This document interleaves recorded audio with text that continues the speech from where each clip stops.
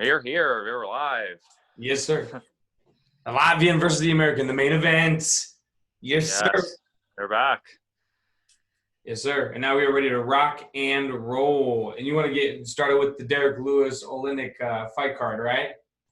Absolutely, yeah. So this definitely feel like the way I called it. Derek Lewis and Oleinik. I thought Oleinik could get in another scarf hold or Ezekiel choke in there, but I think Derek Lewis just overwhelmed them with his strikes and Oleinik's striking can be effective, but he definitely leaves holes, and against the very top level strikers, it's just going to backfire on him, and that's what Derek Lewis did, and kind of showed that he can still go at heavyweight. Yeah, I was hoping Oleinik was going to get that scarful choke, but it is what it is. Yeah, I think we saw that as a very real possibility, Derek Lewis doing that. So that's cool. He's back in the mix. I think they're already kind of calling for him versus Curtis Blades, which I think would be a good fight, good heavyweight eliminator fight. So he's right back in there. Good for him. Also, you got Chris Weidman and Omari Akhmedov. So Weidman finally back in the win column, but I'm not sure whether Weidman still has what it takes to be at the top level of the middleweight division, even against someone like Derek Brunson, let's say, let alone like Paulo Costa or Israel Adesanya. Yeah, I'm with you, man. I mean, maybe it's a tale that Omari Akhmedov, if that's how you say his name, maybe he's just like really good. But I'm with you. I think it's more of a tale of Chris Weidman just not looking as good. Definitely squeaked by with that decision. Out grappled him for sure. But like you said, against the upper echelon, I definitely worry, and I don't think that he'll have what it takes quite anymore. So. Right. I mean, he got the W, and we called that, but it definitely wasn't exciting enough to be like, oh man, let's see him against Adesanya or Costa. Yeah, and Darren Stewart, Maki Pitola, what do you think of this one? This was one we both got right as well.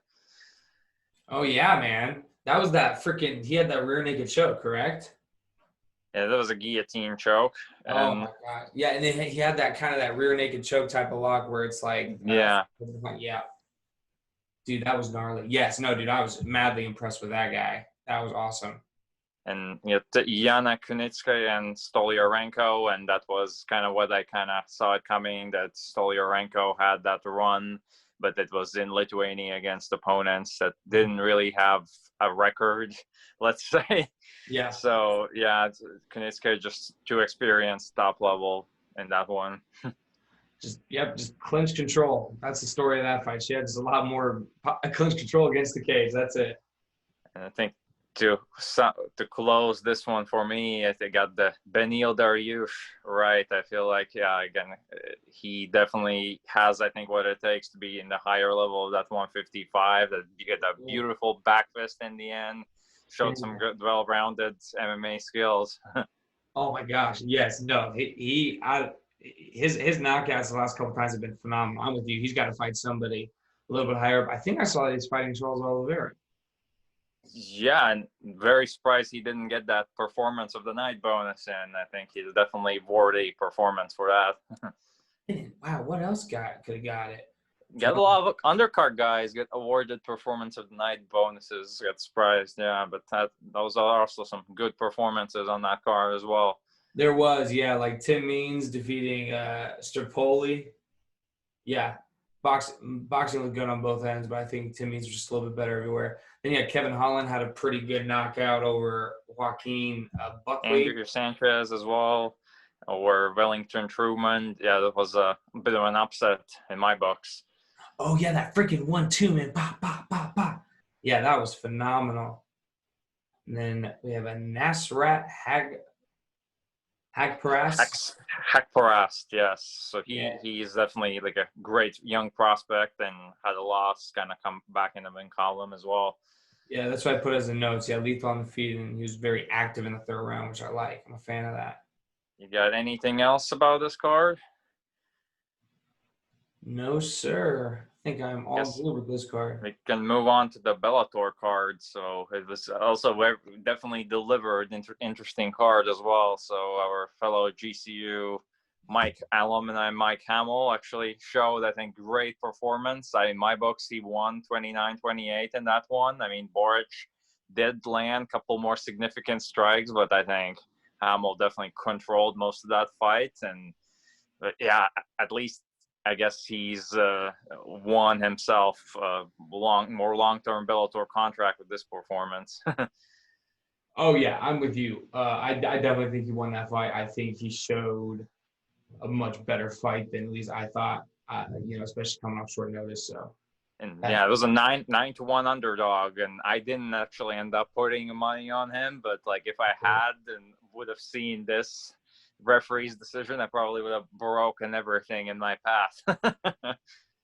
Put the house on Mike Hamill next time, I guess, huh? Yeah, and what else in the main card? A bit of an upset. They got Sabah Homasi upsetting Curtis Millender, who is like recently even was like a blue chipper in the UFC. But yeah, very, very interesting. Great performance there. Mm-hmm. Also, I got Miles Jury against Georgi Karakian, and Jury getting another W, but yeah, not as convincing fashion as I had expected, to be honest. Yeah, Miles Jury. It seems like he's still trying to rebound from that spark he had in the UFC. And that Georgia guy, man, he's tough, so it doesn't necessarily surprise me. But you said, kind of did what he had to do. Yeah, and then Tim Johnson, Matt Mitrione. So that was a bit of a slugfest. There was a bit of a controversy with that headbutt.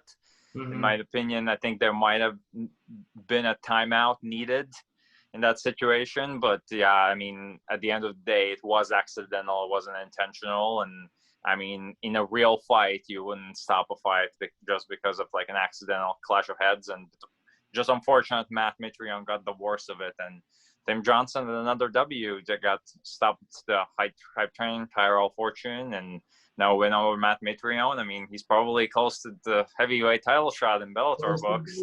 He's close to Bader, who's fighting tonight, I think. Yeah, he's got an interesting fight against Vadim Nemkov, who's also kind of been under the radar, but has wins over Phil Davis and a lot of other top-level fighters. So that's actually could be a very interesting fight. We'll see how that goes. Absolutely. And then what did you think about the main event, Michael Chandler and Benson Henderson? Yeah, Michael Chandler is just freaking lethal, man. He is just a freaking missile. So I mean, he did what I think a lot of us knew he was capable of doing, which was just putting pressure on him early and just landing big shots, and eventually enough, kind of in a combination to put him out. Yeah, let's hope Benson stays healthy, can rebound from this. But yeah, that was definitely a big setback in Benson's career. That's for sure. Mm-hmm. Yeah, that would have been huge if he won that fight. He'd been right back up there in title contention. Yeah, and I guess we can move on to the bigger card of the UFC 252. So what did you think about the main event on that one? We're getting right into it, man. I think it went about how I thought it was going to go. Obviously, minus the eye poke. That's got some controversy. But, I thought Stipe was just going to be a little bit more conditioned, a little more active in the fight. I think he won probably 4 rounds, 3 rounds easily. I'm curious how much that eye poke really did affect DC. But kind of like what you said, if it's not called, unfortunately, you can't judge it. You can't judge based off a foul that wasn't called. So, Stipe won. I thought he won how I thought he was going to, and now he can fight Francis again, and that should be fun. Yeah, absolutely. Yeah, but Daniel Cormier, yeah, it's unfortunate. Yeah, it had to go that way with the IPO controversy, but yeah, I think Stipe won that one for sure, and it's very interesting. But now John Jones potentially moving to heavyweight division. Let's see. He probably will have to have one fight before a title fight, so that would be, I think, even the best way to go about it. Because Jones also hasn't looked as sharp in the last couple of fights. I think he kind of needs that fight to just kind of see how he looks like at 230, 240 weight. I think he's going to show up in. So, and then we'll see how it goes. I mean, Stipe, it could be Stipe, or it could be the new and improved Francis Ngannou. Oh, please. Yeah. So that was that. And then what did you think of the O'Malley versus Vera co-main event. What do you think about that? Yeah, it was just again, an unfortunate finish, I think. Yeah, it was mostly O'Malley's ankle, his leg in a way, but at the same time, I think Bear was landing good kicks as well. And it's just unfortunate O'Malley might be on the shelf again. He had those long layoffs with suspensions and injuries, and kind of he was getting back right into it, and then had the fight end like this. We'll see what happens. Hopefully he stays healthy, and I might actually would like to see a rematch of this one. What do you think? Yeah, I agree. I was curious what you thought because it seemed like Marlon thought he caused the injury, and it looked like he like sprained his own ankle. But like you said, if it was from a leg kick feeling heavy, he misread the step. So yeah, point blank, I would like to see a rematch. It wouldn't be the end of the world if we didn't see a rematch because I think they'll fight later on if they need to at a much higher level because I think they're both on that track. So they can do kind of whatever they want with both of them. I think it's just unfortunate that that goes down as a loss with, not really knowing if it was, just kind of a misstep, which happens, or if it was from Barra striking. Yeah. But definitely, if anything, an unfortunate finish, that's for sure. Get to Jairzinho and JDS. I think that went the way I kind of expected. I think JDS's chin is just not there anymore. And with Jairzinho, I think he is like one of the better strikers in the UFC. And I think when you play a gunfight with Francis Ngannou, I think almost anyone's going to go down. So I think Jairzinho kind of just showed good striking and landed that big shot. And I think Junior might still have a couple Legends League fights, if you know what I mean. But yeah, I think Junior might also have to start thinking about retirement because I don't want him to keep seeing him getting these knocked out. Yeah. Thought he looked good. Thought he looked versatile on the feet. Looked decent in the first round, but just everything that Jorginho landed it just looked like it hurt so much worse. And yeah, he put them all together, got that knockout shot, and yeah, I'm excited to see him kind of move on. Kind of like you. Dos Santos has been around the block. Maybe it's time for him to get a couple of lesser fights or start pumping the brakes a little bit because it has been a couple. It's been a couple of knockouts. It just came into my brain. Maybe Alexander Gustafsson and Junior Dos Santos could be a good heavyweight fight. Yeah, I feel like both guys could kind of off of losses could just put on a boxing clinic. Yeah, I think that would be great. Dude, check you out. That is a phenomenal idea. Check you out. I'm freaking writing a letter to somebody that needs to hear that idea. It's such a genius.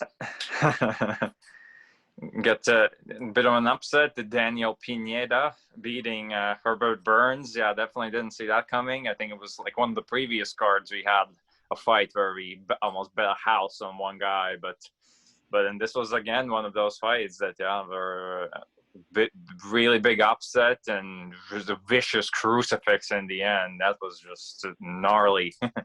Dude, it was just dominant. It was dominant primarily where Herbert Burns is most comfortable, which is on the ground. Very high level and high level on the ground. And yeah, man, Daniel Pineda coming out from, he had like a first run in the UFC, didn't do too well, got cut, came back later, and now speed of rising prospect like that, man, dude, it was impressive. I'm looking forward to seeing him fight again. And yeah, like you said, definitely would have lost my house on this one. Yeah, and you look at the next one. This one's actually where you got it right over me. This is I thought John Dodson he still looked fast and sharp, but at the same time, I felt like he doesn't have that spark anymore he used to have against Demetrius, where they both put on like a speed clinic, and Dvalishvili was just relentless. Oh yeah, without question. I was a little surprised with how little John Dodson threw, because even in the moments when they were separated, he didn't throw nearly as much. I think, like you said, I think it's a testament to the drive, the spark. But yeah, Merab did what I thought he would do. He was just going to be relentless and just stifle the striking. Luckily, Dodson kind of stifled his own striking, it seemed. But yeah, that just went about how I thought it was going to go. Dodson just helped me out a little bit more. Nah, the next one's was my dark horse pick that kind of went through. It was Vince Pichel who got the W over Jim Miller, and I actually thought it was going to go the way that Vince Pichel can use his striking to keep Miller away, outstrike him. But I was actually very surprised. Second, third round, he started going in for takedowns, and out wrestled Jim Miller, didn't get submitted. And actually, it was surprising that Vince Pichel is actually the older fighter in this fight, and he's almost kind of the prospect here, and Jim Miller is the seasoned veteran, but actually Pichel is older, but That's I so think he funny. can still he could still have a go at that top 15 in his next fight. What do you think? Oh, without question. Oh yeah, no, I was very impressed. Like you said, he pretty much won all the grappling exchanges. So, he beat Jim Miller everywhere. Jim Miller's coming off of intermixed with some wins and losses, but had some pretty decent wins. And so, like you said, give him a top 15. I want to see what that looks like. And like you said, it's so funny how that works. It's not even about age. It's really about numbers with fights. Like what you've had, like I don't remember. Jim Miller's got like what 30-something fights with the UFC. Doesn't matter how old you are, it's gonna make you old, Yeah, it's definitely crazy. Yeah, he's had that. Actually, looking up 48 MMA fights in total. Actually, yeah, and probably most of them have been in the UFC. They showed in the pre-fight that he has the most fights, so even including WEC and all those promotions, he still isn't up on top there, even above like Cowboy and Tito Ortiz and some of those fighters. Jeez Louise, that is crazy. And what Um, about next? Verna Jandiroba versus Felice Herrig got that armbar submission at like 1 minute into the fight, closer to 2 minutes. I mean, I think to finish Felice Herrig off that quickly, I think that speaks volumes. I think that's extremely impressive. Apparently that's Verna's bread and butter is the ground game, obviously, but like I said, I think finishing her that quickly, that's an interesting sign to the rest of the division that she could finish somebody off that quickly of that caliber.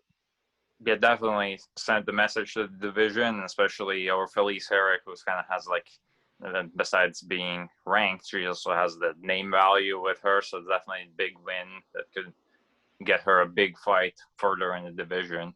You had any other notes on this card? I liked the second fight, the Chris Daukaus at heavyweight, man. I thought he looked real good, real active, real light on his feet. I think that we're getting this new crop of heavyweights and light heavyweights that are a lot more active and athletic on the feet, so I'm excited for that. So I liked him. I thought Yoder won that fight with Souza. But Yeah. who knows what I know, right? And then that's pretty much it. Danny Chavez, shout out. Good win over TJ Brown. Kai Kamaka. The third. Yeah, the third. Ooh, the third. That's badass. Yeah. Yeah, shout out. Decision win. I'm cool there, brother. Yeah. Definitely, yeah. Porter and Daukaus, that was the one we both got wrong, actually. Yeah, it was kind of like a pick'em fight. Yeah, both coming more from the independent scene, but yeah, Daukaus with W. And I guess, yeah, we can look into the next two upcoming cards, the main cards, see what we kind of see the predictions. So we can maybe get started off with the Munoz and Edgar card. And first fight, you got Mr. Sato and Rodriguez. And kick off with this one. I think I'm going to go with Rodriguez. I think Sato's had like an impressive run as well, but Rodriguez, yeah, hasn't lost in 3 years and has just been on a tear, 12-1 record. So I got Rodriguez on this one. Yeah, I agree. I think he's had a nice big old long win streak, some more versatile wins. I think he's just kind of bigger and better everywhere. I think Dan Rodriguez over Sato. If you told me to pick him, that's what I'm picking. Yeah, and next one could be again one of those fights where we lose the house almost, but it's Agapova against Dobson, and looking at Maria Agapova, she's definitely kind of one of the up-and-coming prospects. It's very young, only 23 years old, 9-1, and Ashley and Dobson, Shanna Dobson, 3-4 record. Yeah, I think she's kind of brought in for a job in the professional wrestling terms, but yeah. I mean, what do we know? I mean, we've been proven wrong before, so. Ain't that the truth? But I think you're kind of leaning towards what I am. Obviously, yeah, Agapova is who I'm leaning towards. Dobson's had 3 straight losses. Not even like she's 4-3 inside 4 straight wins. She's 4-3 inside 3 straight losses. And yeah, Maria's just coming in higher rank, so I'm in it to win it with her. Yeah, next one I got Mike Rodriguez, and that's who I'm picking in this fight. He has a knockout win not that long ago. It's Adam Milstead, who's also quite a prospect. And I think Marcin Prachnio, he's so far 2 losses in the UFC, and this might be a loser leaves town type of match for him. Oh yeah. And who did you pick? Did you pick Marcin to win that? So I'm picking Rodriguez in this one. I think Prachnio just hasn't had any wins in the UFC yet. Yeah, yeah. Gosh darn it, I'm agreeing with you. I think I picked Mike Rodriguez over Marcin. He's coming from a better camp. Marcin's coming off of 2 stoppage losses. I don't like that. So yeah, I'm with you, Mike Rodriguez as well. Yeah. Next one, we got Owen St. Preux, the veteran going up against Alonzo Menfield, and that could be a very interesting fight. It's but yeah, we see Alonzo just coming off of a loss, and OSP has had losses on his record, but it's been such high-profile fights recently. Actually, looked pretty decent at heavyweight against Ben Rothwell. Mm-hmm. And I think, OSP has what it takes, I think, to go. I think he gets the win, maybe not by 5th one fluke choke in his career, but he gets it done and by decision, I think. Yeah, no, I'm with you. I think OSP. I'm picking OSP in this fight as well. I think Alonzo's coming off a loss. Like you said, OSP looked good at heavyweight, and I think he's a little spotty, but I think he'll be a little too much too soon for Alonzo. And yeah, like I said, I'm not predicting a Von Flue choke, but I wouldn't be surprised.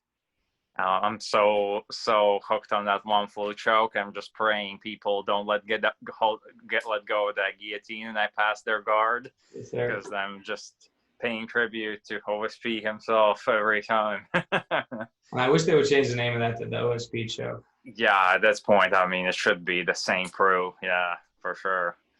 And what do you think about the main event of this one? Yeah, this could be a very interesting fight. You don't know what way it's going to go. It could be Frankie Edgar, but I think he's maybe waited a little too long to move to bantamweight. What do you think? Yeah, he should have made this move a freaking long time ago, man. I'm with you. He's a little bit older. Just because I can admit this, Edgar probably one of my favorite fighters, if not my favorite.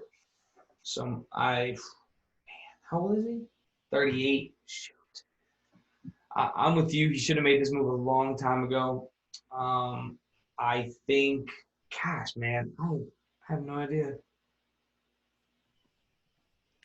I'm picking Frankie. I think Frankie's going to be a little bit better everywhere. Like you said, the age is kind of concerning, but I think he'll have like almost a size advantage just because the person's going to be a little bit more his size, and I think he's proven himself as a wrestler and as a boxer to be a lot better. But we'll see. What do you think? Yeah, actually, on this one, I'm actually going to go with Pedro Munoz. As much as I've loved Frankie Edgar through my career, and even when I was competing, Frankie Edgar was kind of almost one of my inspirational fighters to look up to. But yeah, I think he's just had 2 knockout losses against the Brian Ortega and also Korean Zombie.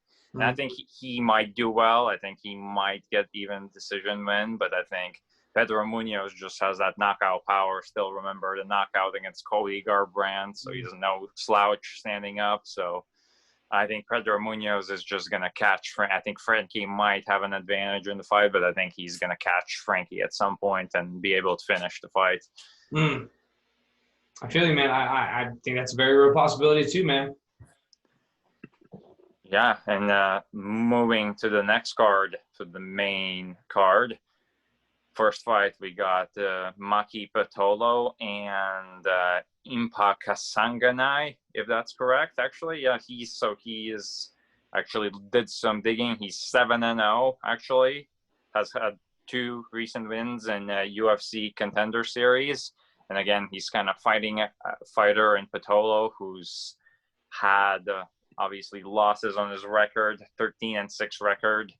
And he has a UFC win, but I think, Impa is like kind of the prospect brought in to be elevated to the next level. I think he's gonna get a clear decision on this one. Yeah, I'm doing some quick searching. You're right, man, bro. I have to agree with you. Looks like Impa is definitely gonna win this fight. Maki probably is coming in. Pretty good fighter. Because actually, I saw him fight recently. He had a pretty good win in his last fight. Oh, wait, no, he didn't. Yeah, 2 fights ago he did. Yeah, he just recently lost to. He lost to Darren Stewart at Lewis versus Olenek. Okay, so he's fighting again that quickly. But yeah, no, I think Impa's probably gonna win this fight as well, my man. Yeah. And then looking at the next one, are you still sticking with your picks? So basically, this fight got moved to this card from a previous card, and I remember we had a clash on this one. Are you still sticking with Ion Kutalaba against Magomed Ankalaev? Yes. Yeah, I think Ankalaev, I think I'm sticking with him.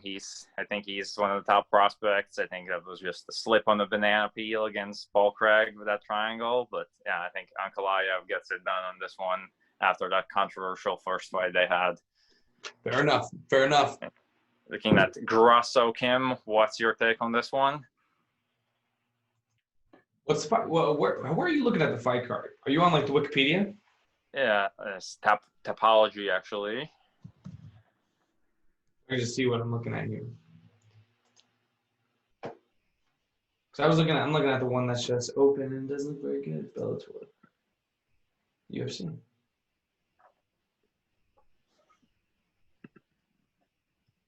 Some technical difficulties, but we're coming. Oh, yeah, here we go. Oh, dang. Where'd they go? Nice.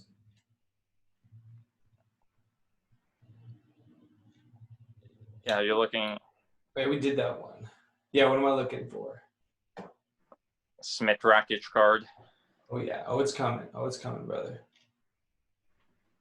Yeah, while looking at it, you had Ricardo Lamas actually against still his opponent hasn't been announced. Actually, he was scheduled to fight Ryan Hall, but Ryan Hall's off the card right now, so I don't know whether they'll find a replacement on time. But kind of unfortunate again with Ryan Hall. He's kind of been on a tear, but yeah, he can't seem to get a fight, or even he gets a fight, he gets himself hurt. So very unfortunate.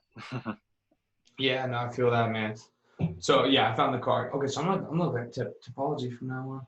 Alexa Grasso and Ji-Yeon Kim. I think Alexa Grasso, I'm picking her in this one. Kind of had that very close fight with Carla Esparza. She's had a win over Karolina Kowalkiewicz. Mm-hmm. Yeah, definitely has more experience of the two. I think still has still relatively young, so I think I'm picking Alexa in this one. Yep, man, I'm with you. I think Alexa Grasso is going to win this fight as well. I think she's going to be a little bit better everywhere, a little more seasoned, a little more experienced, and yeah, I think she'll get it done. And next one's really interesting one. You got the return of a ruthless one himself, Robbie Lawler, and he's going to fight Neil Magny. What do you think about this one? Oh, what do I think, man? I can see Robbie Lawler coming out and knocking him out. I can see him not landing anything and Magny just staying at the end of his punches and kind of keeping him at bay. If I have to pick, I'd pick Robbie Lawler. I think he's been a little more consistent, and even his last couple fights, it's been a while. He has looked good, at least physically. So I think he still comes in shape. I think Neil Magny's still got a little bit of skill disadvantage there. But yeah, we'll see. But I think I'm picking Robbie Lawler. What do you think? I think I'm going to go with Neil Magny on this one, actually. And as much as I love Robbie Lawler, one of my favorite fighters, one of the most exciting fighters to watch. But yeah, he's just had lots of injuries lately. He had the ACL surgery and had a couple other nagging injuries. And I think the ring rust is going to be a little too much. And Neil Magny's already had 2 fights this year, 2 impressive decision wins. And I think he's just going to kind of put the pressure on Robbie Lawler, and he's going to get that W. I think, yeah, Neil Magny is actually also pretty busy fighter in the UFC as well, kind of in that Cowboy Cerrone and Jim Miller category. Oh, yeah, for sure. And the main event time, we got Anthony Smith, we got Alexander Rakic. What do you think about this one? It's a good question. right off the bat, I'm thinking Lionheart, but Lionheart. but his last fight against Glover freaks me out a little bit. But I think Alexander had that split decision loss to Ozdemir. Yeah, I'm picking Anthony Smith. I think Anthony Smith's gonna be a little bit better everywhere. Wouldn't be surprised if Alexander, kind of pulls off the upset. But if I had to pick, I think I'm going with Anthony Smith on this one. I'm gonna clash on this one. I think I'm gonna go with Alexander Rakic. I think Anthony. Been a big fan of Anthony Smith. I actually was one of the crazy people that picked him over Alexander Gustafsson back in the day as well. Oh yeah, I did not pick that. But yeah, I think he kind of had this resurrection in his career, but I think kind of Glover stopped it. And I think Rakic as well kind of had that close split decision loss to Volkan, but had very impressive knockout finishes before that, including beating Jimmy Manoa in his retirement fight. And I think Rakic is still a very dangerous striker, and I think he's going to land a big strike early in the fight and going to pick Rakic by knockout. But I could definitely see if the fight goes on longer, I think Lionheart might have more heart in him to pull it through, but I'm going to go with Rakic. Check you out. Play on words. I like it. All right, man. I think that's it. Right, brother? Yeah, I think it's we got 2 cards, maybe not the biggest names on these 2 upcoming cards, but I think we might see some good fights that we didn't expect to see. And eventually down the line, we'll have some even bigger cards coming up. Yes, sir. I'm looking. I know that the Costa Israel fight's coming up. Gaethje versus Habib fight's coming up. I'm trying to see what the next couple of cards are. It says that after Smith and Rakic on the 29th, which is next Saturday, there's not another one until Adesanya versus Costa September 26th. But on Timeology, there says there's one on September 5th. Yeah, we got the Alistair Overeem fight as well. Yes, sir. Yeah, that should always be fun. And then another interesting is Thiago Santos Glover Teixeira. I think that's going to be a very interesting one, seeing Thiago coming back after that close fight against John Jones and then fighting Glover, because kind of had a resurrection in his career. And Colby Covington, Tyron Woodley. I mean, there's going to be so much trash talk on that one. So it's definitely a lot of good main events coming up. Yeah, we'll do some breakdowns as they get closer, and we'll preview some of these next fight cards. Kind of waiting for the bigger ones with Israel and Costa late September. Yeah, I mean, still against all the time difference and everything, we're still making content. So please like, share, subscribe, so we can keep continuing the main event. The main event. Yes, sir. Everything that Armand just said, we're kicking butt, taking names as far as this 10-hour difference is concerned, jumping through a bunch of stuff. We're not messing with any BS. We're getting right to the point. And, sometimes it takes some time, but I'm looking forward to continuing the videos, Armand, always. All right, TJ. All right, brother. You know the deal, man. Me and you clashed a little bit. We're going to see who won next week. And I think, looking back really quickly on this card we just had, I think I might have won. I think you got me by 1 on the 252, but I think I got you on the previous card, actually, on the one with Lewis and Olenek. So yes, you did. Still very close. Yeah. All right. So constant split decisions between the two of us, but that's the way that we like it. All right, brother. Take care, guys. Bump it. All right, man. I'm ending it. 3, 2, 1. One more smile.